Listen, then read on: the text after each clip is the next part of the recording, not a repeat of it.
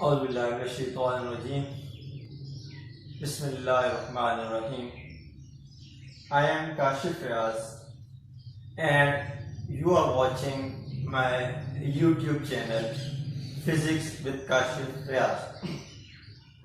Dear students, today we discuss a topic that is reflection of sound and echo. अब reflection of sound क्या होती है और eco क्या होता है, ये दोनों में थोड़ा सा फर्क है, ये एक चीज नहीं। रिफ्लेक्शन का वर्ड क्या होता है कि टकरा के मुड़ के आना, टकरा के वापस आना। जैसे आप बॉल को फेंकते हैं दीवार पे, दीवार के साथ टकरा के वापस आती है। जिस तरह प्रीवियस चैप्टर के अंदर आपने कहा था रिफ्लेक्शन ऑफ वेव्स, कि हमारे पास क्या होता है कि वेव्स, वाटर वेव्स जो हैं जो रिपल टैंक के अंदर प्रोड्यूस हुई थी, तो हमने कहा था ये क्या होती है, रिफ्लेक्ट होती हैं। इस तरह लाइट वेव्स भी क्या होती है, हमारे पास क्या होती हैं, रिफ्लेक्ट होती हैं। तो सेम इज द केस है, हमारे पास जो साउंड वेव्स हैं ये भी क्या होती है, हमारे पास रिफ्लेक्शन क्रिएट करती हैं। तो ये कैसे रिफ्लेक्शन करती हैं, तो पहले हम इसको डिफाइन करते हैं। हम कहते हैं bouncing back of sound waves, bouncing back of sound after striking with a surface.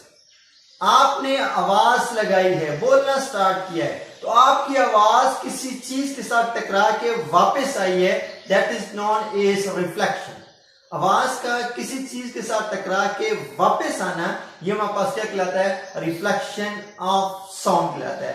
जैसे फॉर एग्जाम्पल हम यहाँ पे कहते हैं कि हमारे पास यहाँ पे क्या है, सोर्स है। सोर्स से मुराद ये है, साउंडिंग सोर्स है, मतलब मैं खड़ा हूं, मैं सोर्स हूं, वाइब्रेटिंग बॉडी है जो आवाज पैदा करने वाली है। और यहाँ पे हमारे पास क्या है, वॉल आ गई, यहाँ पे कोई सरफेस आपने रख दी, लेट्स से फॉर एग्जांपल हम कहते हैं हमारे पास क्या है, वॉल है, दीवार। अब आपने बोलना स्टार्ट किया है, तो आपकी आवाज यहां से प्रोड्यूस हुई है, ठीक है, और प्रोड्यूस हुई यहां से आके स्ट्राइक की है किसके साथ जी, दीवार के साथ। तो दीवार के साथ टकरा के क्या होगी, वापस जाएगी, रिफ्लेक्ट। मतलब आप ये कह सकते हैं ये हमारे पास आपकी आवाज के लिए इंसिडेंट हुई है। इंसिडेंट मतलब आके गिरना, आप कह सकते हैं स्ट्राइक, ठीक है। और ये वाली आपको बताइए मेरे पास क्यों ये रिफ्लेक्ट हुई है। तो मतलब कहने का ये है कि आपकी आवाज, आप किसी भी जगह जब खड़े हो आप बातें कर रहे होते हैं, तो आपकी आवाज जो होता है कि आपके मुंह से निकलने के बाद साइडों पे किसी के साथ टकरा के वो वापस आ रही होती है। ये आवाज का किसी भी चीज के साथ टकरा के वापस आना, ये हमारे पास क्या कहलाता है, रिफ्लेक्शन ऑफ साउंड कहलाता है। तो याद रखें, रिफ्लेक्शन ऑफ साउंड कितने टाइम में होती है, कोई आपसे एमसीक्यूज में पूछ सकता है कि कितने टाइम में हमारी आवाज जो रिफ्लेक्ट होकर वापस आती है। तो याद रखें वो टाइम जो है वो हमारे पास कितना है,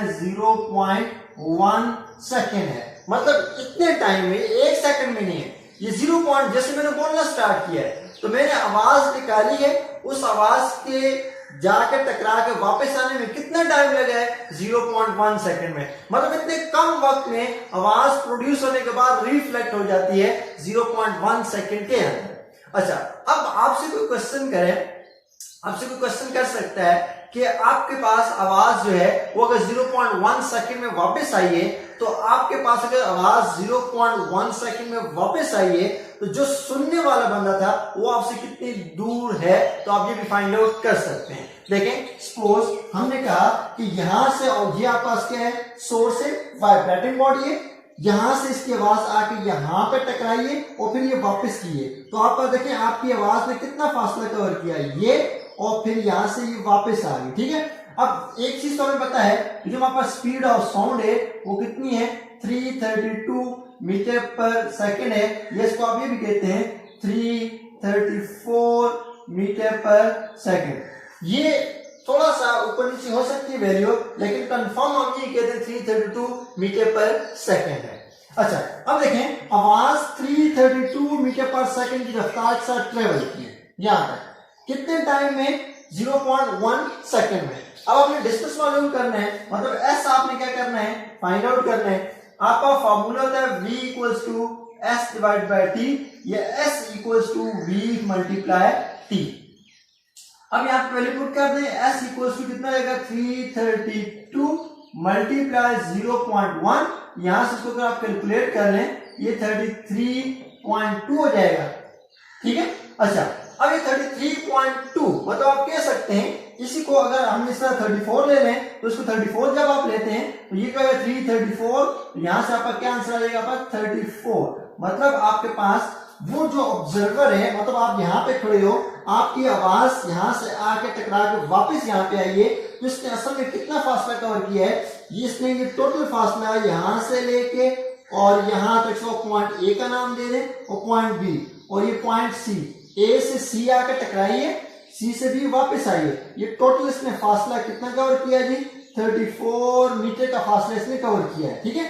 अच्छा, अब देखें, अब दीवार जो है, दीवार कितनी दूर थी, इसी को अगर आप आधा कर दें, आधा फासला ए से सी आ गया ना, आधा बी से सी, ये टोटल 34 है, तो ए से सी कितना हो जाएगा 17 मीटर, इस तरह बी से सी कितना हो जाएगा 17 मीटर। इसका मतलब ये है कि आपकी आवाज ने 17 मीटर फासला वो कवर किया था जो इंसिडेंट हुई थी, जो आपसे दीवार तक आई। ठीक है। और 17 मीटर का वो फासला कवर किया है जो दीवार से टकरा के वापस आपको सुनाई दी। तो इट्स मीन कि हमारे पास ये होता है कि आवाज सिर्फ 0.1 सेकेंड के अंदर 34 मीटर का फासला उसने कवर कर दिया। 0.1 सेकंड के अंदर कितना फासला उसने कवर कर दिया 34 मीटर का फासला उसने कवर किया। हाँ, बात जगह याद रखें, रिफ्लेक्शन ज्यादा भी होती है, हम कहते हैं रिफ्लेक्शन ट्रांसमिटेड भी होती है साउंड की, हम कहते हैं अब्सॉर्बर भी होती है। इस तरह ही देखें, अगर आपने एक कमरा बनाया और उसकी दीवारें आपने हार्ड मटेरियल से बनाई हुई हैं, ईंटों से बनाई हुई हैं, तो आपकी वहां पे रिफ्लेक्शन ज्यादा होगी। इसी तरह आपने क्या किया है, एक कमरा बनाया है और आपने वो वुड का बनाया है, लकड़ी का बनाया है, तो यहाँ पे आपको रिफ्लेक्शन होगी लेकिन कम सुनाई देगी। अब इस तरह आपने जो कमरा बनाया है उसके अंदर आपने दीवारों के साथ क्या लटका दिए, पर्दे व कर्टन वगैरह लटका दिए। ठीक है। और आपने कोई फर्नीचर वगैरह रखा हुआ है, तो अब ये आपके पास हार्ड सरफेस तो नहीं है, ये तो आपका सॉफ्ट सरफेस आ गई। तो अब आपकी आवाज जब जाकर टकराएगी तो आपकी कुछ आवाज, कुछ एनर्जी यहाँ पे हो जाएगी, एब्जॉर्ब हो जाएगी। तो एब्जॉर्ब होने की वजह से रिफ्लेक्शन भी हो जाएगी, कम होगी। रिफ्लेक्शन होती है लेकिन रिफ्लेक्शन क्या होगी, कम होगी। तो ये था हमारा टॉपिक, क्या, रिफ्लेक्शन ऑफ साउंड। अब इसके साथ हम बात करते हैं इको। इको मतलब गूंज, आवाज का बार बार सुनाई देना। Repetition of sound after the reflection, repetition of sound after the reflection. जिस तरह हम कमरे में खड़े हुए बात कर रहे हैं, ठीक है, और जब आप कमरे में खड़े हुए बातें कर रहे हैं तो आपको आपकी आवाज अगर वापस सुनाई दी है तो ये रिफ्लेक्ट होकर सुनाई दी है, और वो आवाज अगर आपको बार बार सुनाई दे रही है तो ये आपके पास क्या होगा, इको होगा। जिस तरह अक्सर ऐसा होता है जब हम दो पहाड़ों के दरमियान हम फायर करते हैं तो हम एक ही दफा बुलेट जो है वो फायर करते हैं, उसके बाद वो आवाज हमें 3-4 मरतबा रिपीट होकर सुनाई दे रही होती है। ये क्या होती है, इको होती है। कि मतलब आवाज का टकरा के वापस आकर बार बार सुनाई देना, ये क्या कहलाता है, इको कहलाता है। Repetition of sound after the reflection, आवाज का दोहराना, रिपीट होना आफ्टर द रिफ्लेक्शन, रिफ्लेक्ट होने के बाद, ये हमारे पास क्या कहलाता है, इको कहलाता है। जिस तरह हम एक कमरा बनाते हैं, उस कमरे के अंदर हम कोई चीज भी नहीं रखते, वो कमरा अगर खाली है तो वहां पे अगर आप बात कर रहे हैं तो आपको इको सुनाई देगा। अब आपसे कोई क्वेश्चन कर सकता है, how we can reduce the echo, हम इको को कैसे कम कर सकते हैं? तो सिंपल सी बात है, सिंपल सा आंसर है बेटा कि इको तब प्रोड्यूस होता है जहां पे मीडियम ज्यादा होता है, मतलब उस कमरे के अंदर एयर के मॉलिक्यूल्स बहुत ज्यादा हैं, इस वजह से आपको इको सुनाई दे रहा है। अब अगर आप क्या कर सकते हैं, मीडियम को रिड्यूस कर सकते हैं, एयर के मॉलिक्यूल्स को अगर आप रूम के अंदर कम कर सकते हैं, तो अगर आपने कम कर दिया तो आप देखेंगे कि इको कम हो जाएगा। जैसे वही वाला कमरा जब हमने बनाया तो अंदर कुछ भी नहीं था, खाली कमरा था, तो हमें अपनी आवाज दोबारा सुनाई दे रही थी बार बार। अब हमने क्या किया, उस कमरे के अंदर हमने फर्नीचर ला के रख दिया है, तो अब अगर हम बोल रहे हैं तो हमें देखते हैं हमें अपनी आवाज सुनाई दोबारा रिफ्लेक्ट होके, रिपीट होके, इको की फॉर्म में, गूंज की फॉर्म में हमें सुनाई नहीं दे रही। क्यों? क्योंकि असल में अब ये कि पहले आपकी आवाज टोटली रिफ्लेक्ट हो रही थी, सारी की सारी टकरा के वापस आ रही थी। अब ये कि आपकी आवाज, क्योंकि आपने हार्ड सरफेस भी रखी हुई कमरे के अंदर, सॉफ्ट सरफेस भी रखी हुई है, बहुत सारी चीजें रखी हुई हैं, तो आपकी आवाज जब तमाम चीजों से टकराती है तो कुछ चीजें ऐसी हैं जो सॉफ्ट सरफेस हैं, वो आपकी आवाज की एनर्जी को एब्जॉर्ब कर लेते हैं। तो आपकी आवाज की एनर्जी जब एब्जॉर्ब हो जाती है तो बदले में रिफ्लेक्शन क्या हो जाती है, कम हो जाती है। रिफ्लेक्शन कम होने की वजह से हम कहते हैं मीडियम असल में क्या हो गया, रिड्यूस हो गया। वही कमरा खाली था, मीडियम ज्यादा था। कमरे के अंदर में सामान रखा है तो मीडियम भी कम हो गया, पहली बात। और दूसरी बात, आपकी आवाज की जो रिफ्लेक्शन है वो भी क्या होगी, कम होगी।